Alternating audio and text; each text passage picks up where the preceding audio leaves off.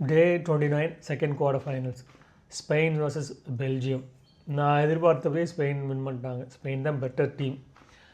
டெல்மன் வந்து அவர் Belgium player, அவர் warm அப்பில் அடிபட்டு விளாடாமல் போயிட்டார். அவர் நல்ல பிளேயரு, அது ஒரு பெரிய டிஸ்அட்வான்டேஜ் ஆகிப்போச்சு.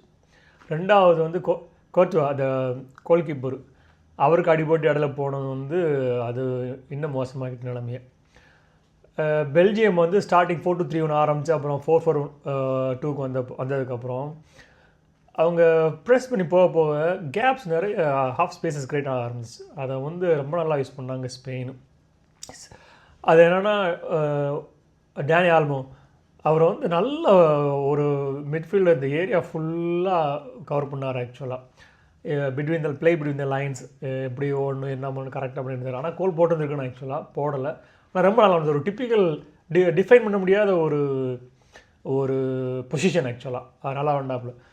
இன்னொன்று இது வந்து பெட்ரி விளாடல ஸ்டார்டிங் லெவலில். பெட்ரி இல்லை, அது அமேசிங். ஆக்சுவலாக பெட்ரிக்கு பதிலாக வந்து ரூயிஸ் அவர் தான் கோல் போட்டார். அதனால் ஒரு நல்ல முடிவுன்னு நினச்சிக்கலாம். பட் ஆனால் பெட்ரி வந்து excellent player, has proven it many times.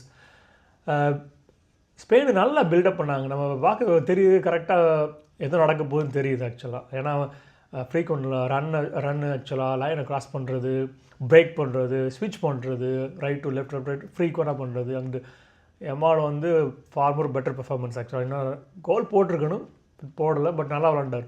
அதனால் பார்க்க ஏதோ நடக்க போகிறதுன்னு நம்மளுக்கு தெரிஞ்சுக்கிட்டே இருந்துச்சு. ஆக்சுவலாக அது வந்து போன மேட்சஸ்லாம் அப்படி இல்லை. அந்த மேட்சஸில் ரொம்ப ஸ்ட்ராங்காக அது ஃபீல் பண்ண முடிஞ்சிச்சு அவங்க.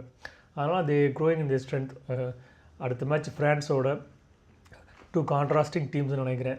இவங்க வந்து பில்ட் ஆன் டிஃபென்ஸில் பில்ட் பண்ணது. ஸ்பெயின் ஆக்சுவலாக கிராஜுவலாக போவாங்க. அது பொசிஷன் ஃபுட்பால், அதான் அவங்களோட ஃபிலாசபி. அதனால் பால் இருந்தால் தானே கோல் பண்ண முடியும். அதனால் பால் இவங்க தான் நிறைய வச்சுருக்க பார்ப்பாங்க. ஃப்ரான்ஸ் அட்டாக்கிங் டீம் நம்மளுக்கு நல்லா தெரிஞ்சது தான். அது எப்படி இருக்குன்னு பார்ப்போம். ஒரு சொல்கிற மாதிரி ஒரு ஃபஸ்ட்டு ஃபைனல் அதுதான். ஆக்சுவலாக அதை தான் இருக்குது இந்த வேர்ல்டு கப்பில். 2 ஸ்ட்ராங்கான டீமு, 2 டிஃப்ரெண்ட் ஃபிலாசபிஸ். எப்படி போகுதுன்னு பார்ப்போம்.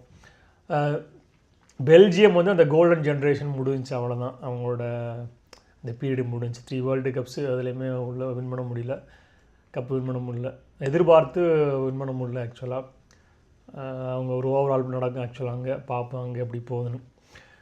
நம்ம ஸ்டார்ட் என்னென்னா, இது 36 மேட்ச்சில் வந்து ஸ்பெயின் வந்து கண்டினியூஸாக வின் பண்ணி தோக்கலை. ஆக்சுவலாக அது ஒரு record. Second most. First Italy 37. அப்புறம் வந்து 2 டீனேஜர்ஸ் குபார்சி யமாலும் டீமில் விளாண்டுருக்காரு. ரொம்ப வருஷத்துக்கு விளாண்டுருக்காங்க. நம்ம பார்ப்போம். இன்றைக்கி நைட்டு 2 மேட்ச் இருக்குது, எப்படி போகுதுன்னு பார்ப்போம்.